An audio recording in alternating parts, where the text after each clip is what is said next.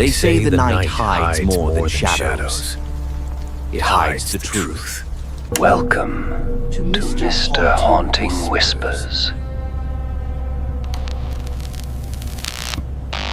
where real crimes, true horrors, and restless spirits speak through the silence.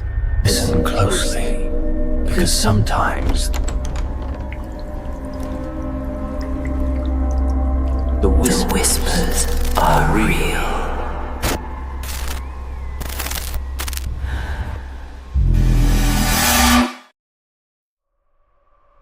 Fear doesn't always arrive suddenly. Sometimes it settles in quietly, like dust on forgotten furniture, like a thought you didn't invite but never sent away. Tonight's stories aren't about monsters in the dark.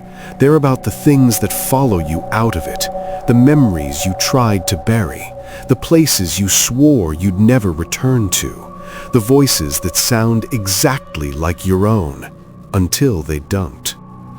Ask yourself something before we begin. What part of your life do you avoid thinking about the most? And more importantly, what would happen if it started thinking about you instead? These are 6 accounts from people who learned the same terrible truth. Some experiences don't end when you walk away. They don't fade. They don't forgive. They wait. This is Mr. Haunting Whispers TV, where stories breathe in the dark and the things that stay with you are never finished. Turn the volume just a little lower. Sit a little closer to the silence. This is episode 9, The Things That Stay With You.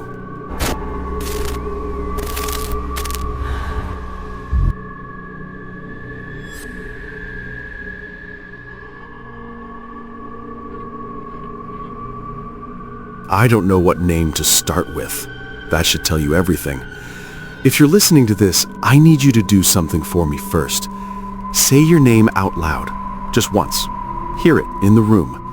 Did it sound solid? Because mine doesn't anymore. I used to think I could trace my life backward like a straight line.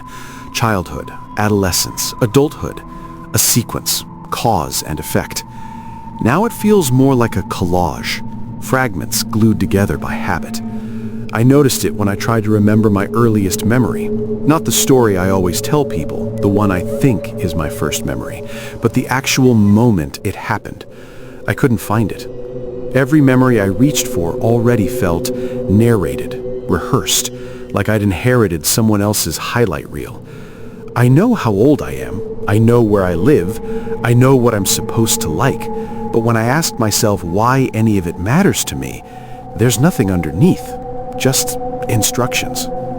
I started testing myself. I'd sit alone and ask simple questions in my head. Why do you like coffee? Why do you avoid mirrors? Why do you feel afraid at night? Answers came, quick ones, confident ones, but they didn't feel like mine. They felt practiced, as if they'd been used many times before. I began paying attention to the moments when I wasn't thinking, brushing my teeth, walking to work, standing in line at the store.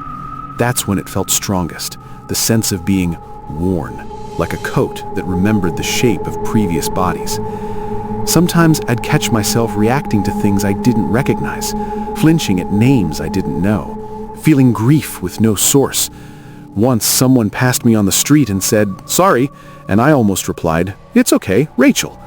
I don't know a Rachel, but whoever I used to. I checked my old photos. Childhood pictures felt incorrect.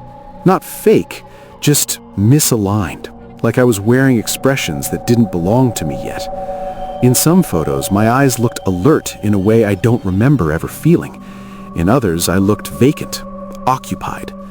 The dreams stopped being dreams at some point. I don't know when. I'd close my eyes and continue conversations, continue arguments, continue lives that weren't happening when I was awake.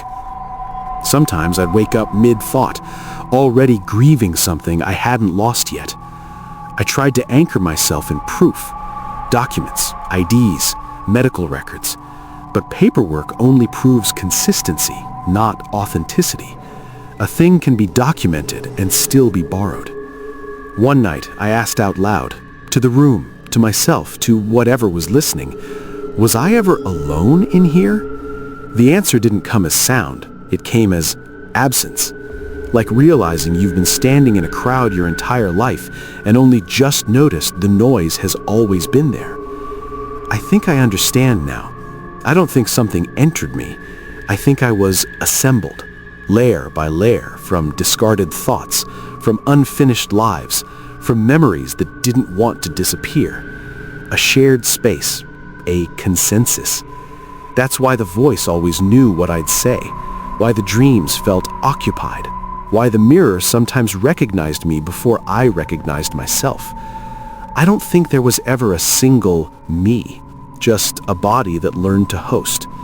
And now I feel the balance shifting, less weight on my side, more confidence in the movements.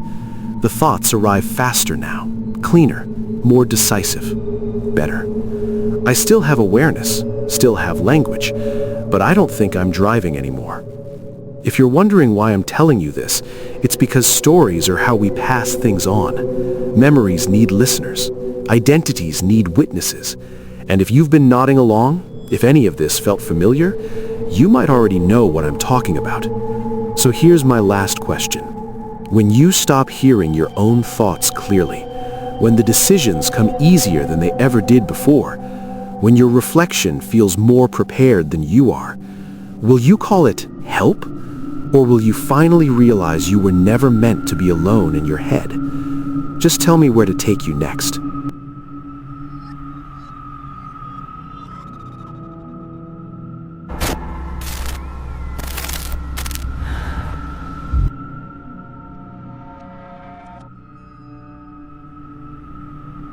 I need to be careful with how I explain this, because the moment you start talking about possession, people stop listening. They imagine violence, screaming, exorcisms, loss of control in some dramatic, obvious way. That's not what happened to me. No one took my body. They just used it better than I did. Let me ask you something before I go any further. When you move your hand, really think about it. Are you the one moving it? Or is that just something you assume because it's always worked that way before? My name is Jonah Reed. I'm 36 years old. I teach high school literature, or at least I used to. I've always been quiet, careful, a little unsure of myself, the kind of person who apologizes too much, who rehearses conversations in his head and still gets them wrong. I didn't hate my life, I just felt like I was slightly misusing it. The first sign was my handwriting. I noticed it while grading papers late one night. I'd written a short note in the margin, something encouraging, I think, and when I looked at it again, the letters were wrong. Not messy, confident, strong lines, decisive curves. It looked like the handwriting of someone who never hesitated. I told myself it was just adrenaline, fatigue. I'd been under a lot of pressure that semester. But then my students started responding to me differently. One girl stopped me after class and said, "You explained that really clearly today." I laughed and told her I always tried to. She frowned. "No, I mean, today was different." That word again, different. At home, things started getting easier. I cooked without burning anything. I spoke on the phone without stumbling. I even argued, calmly, effectively, with my landlord about a leak he'd been ignoring for months. And afterward, instead of the usual flood of self-doubt, I felt satisfaction, like I'd done exactly what I was supposed to do. But the feeling didn't come from me. It felt borrowed, like wearing someone else's coat and realizing it fit better than your own. The gaps in my memory started small, moments I couldn't account for, an empty mug in the sink when I didn't remember making coffee, emails sent in my name that were more articulate than anything I would have written, lesson plans improved overnight. I should have been happy. That's the part that scares me the most, because I was. One evening, while brushing my teeth, I caught myself smiling in the mirror, not nervously, not uncertainly, but with ease. And for a split second, the smile didn't feel like a reaction. It felt like a decision. I said out loud, "Okay, who are you?" Nothing answered, but something inside me shifted. After that, I began to feel it during the day. Not constantly, just at moments when I hesitated, when I froze, when my old instincts kicked in. That's when it would happen. A gentle pressure behind my eyes, a subtle warmth in my chest, and then action. Words came out of my mouth that I hadn't planned. My posture straightened. My hands moved with purpose. It never forced me. It helped me. I started thinking of it as a guide, a correction, the version of myself I could have been if I hadn't grown up afraid of making mistakes. Sometimes I'd feel it watching, not judging, evaluating. I stopped fighting it because, why would I? My life was improving. People respected me more. I respected myself more. But then came the first time it didn't wait. I was walking home one evening thinking about dinner when my body turned down a different street than I intended. I stopped. My feet didn't. I laughed nervously and said, "Hey, wrong way." The pressure came back. A calm thought followed, not in words, but certainty. Trust me. And I did. That night, I stood in my apartment doorway and realized I didn't remember unlocking the door, or walking inside, or sitting down. I stood there for a long time, heart pounding, while my body felt occupied, not trapped, shared. I whispered, "Are you me?" The answer came not as sound, but understanding. "I'm who you were supposed to be."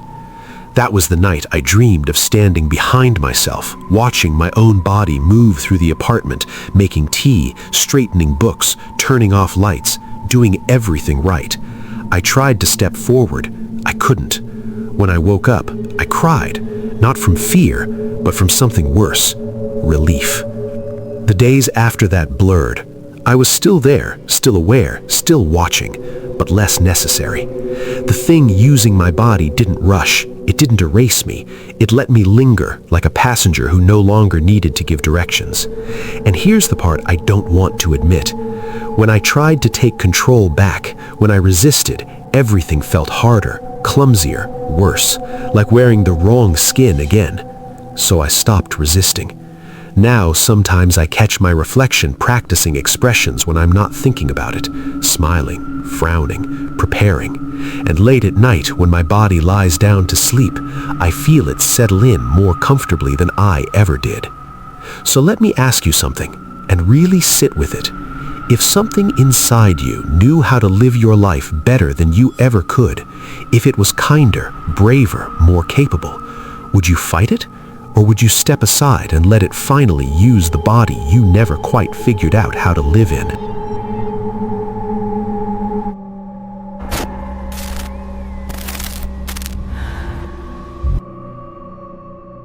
If you're still listening, don't rush to turn this off. Sit with the quiet for a moment. Notice how the room feels now, not what you see, what you sense. Because silence isn't empty. It's where thoughts go when they don't belong to just one person anymore. Tonight, you heard 3 confessions, 3 voices that began alone and ended blurred, memories overlapping, dreams bleeding, bodies borrowed without force, minds worn thin by sharing. And maybe, just maybe, something in you recognized the pattern. Did any story linger longer than the others? Did a name echo that you don't remember learning? Did a thought arrive fully formed before you finished asking the question? That's how it starts. Not with screams, not with shadows at the door, but with comfort, with familiarity, with the relief of not having to carry yourself alone. They don't take you, they continue you. So tonight, when you close your eyes, pay attention to the moment before sleep, that thin space where your thoughts soften and something else feels ready to speak. If you hear a whisper that already knows your name, don't answer too quickly. And if you wake up tomorrow feeling clearer, calmer, more certain than ever before, ask yourself one last thing. Who decided that for you? You've been listening to Mr. Haunting Whispers TV, where stories don't end when the sound fades and the mind is never as private as it feels. Keep your lights low, your thoughts closer than usual, and your sense of self questioned. Because once a story learns how you think, it doesn't need to follow you. It's already inside. Until the next whisper, listen carefully. You may not be listening alone. You've been listening to Mr. Haunting Whispers, where every truth leaves a scar. If the story unsettled you, good. That means you were listening. Subscribe and stay close to the dark, because the next whisper might be for you.